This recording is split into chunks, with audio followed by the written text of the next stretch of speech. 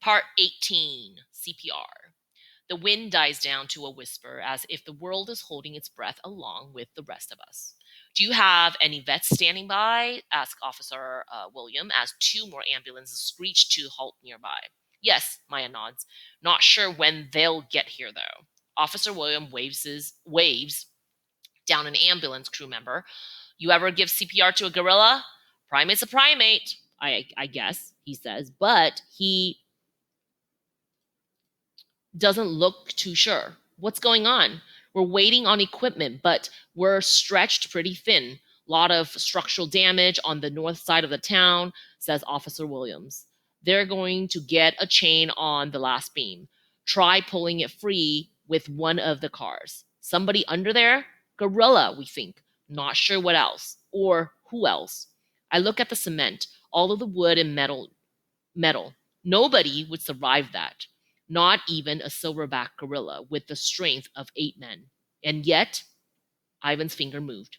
And then they didn't. Several minutes passed. The rain slows a bit along with the wind. The crowd watches as 3 firefighters attach a long chain to the metal beam next to Ivan, then hook it to a tow bar on the rear of a police car. Back up, folks, called the megaphone guy. Farther! The chain clanks. The car growls. The wheels squeal. Grinding, groaning. Progress, just a bit. The big chunk of metal has definitely moved a whisker or two.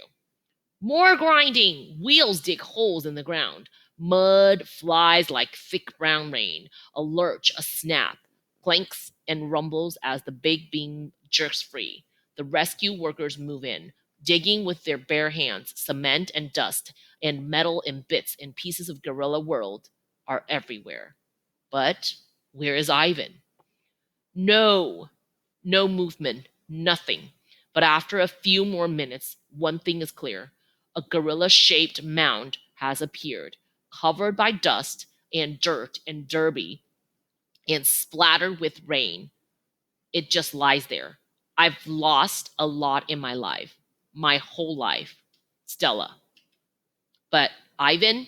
No, it can't happen. Not Ivan. Miracle. The mound sits up. Gorilla ghost. Ivan emerges from a cloud of dust like a jumbo-sized ghost. He blinks several times, coughs, shakes, stretches a little. He's holding a banana, which he proceeds to eat. Everyone, and I do mean everyone, cheers. Wolf on the run. I scramble over to Ivan, and he gives me a look that says, "You're the best, Bob.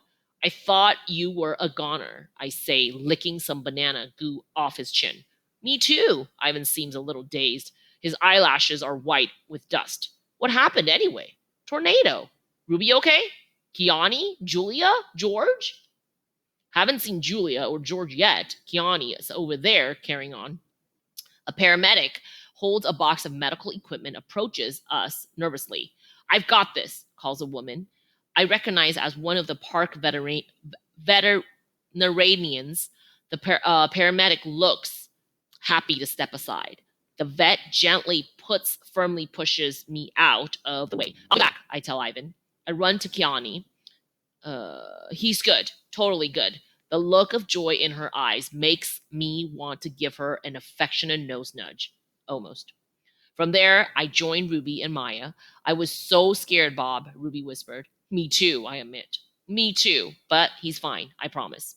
We watch a pair of otters dart past, chased by a gun with a net. One of the firefighters who'd been clearing Derby yells, "We're clear here! No signs of other victims!" Sarah closes her eyes, and I can smell her relieved tears.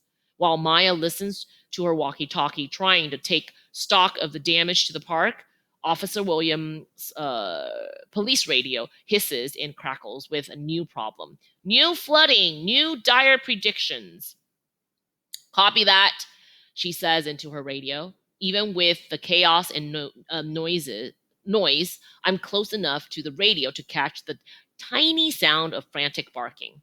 We've got a unit reporting the animal shelter down the street flooding, Officer Williams says. Also, we've got trailer parks damage on 12th Street, an oak down at Nelson Avenue, blocking traffic, and a big rig overturned near the fairgrounds. And that's just for starters. Out of the corner of my eyes, I notice something airborne. It's graceful and bold, like a huge wingless bird. The crowd gasps. It's Kimu. He lands on the hood of Officer Williams' squad car. His eyes uh are glazed, his coat wet and shimmering. "We've got a 1091 here," Officer William whispers into her receiver. "Confirmed. Seems there's a wolf on top of my vehicle." Slowly, she reaches for the pistol on her hip. "Please advise."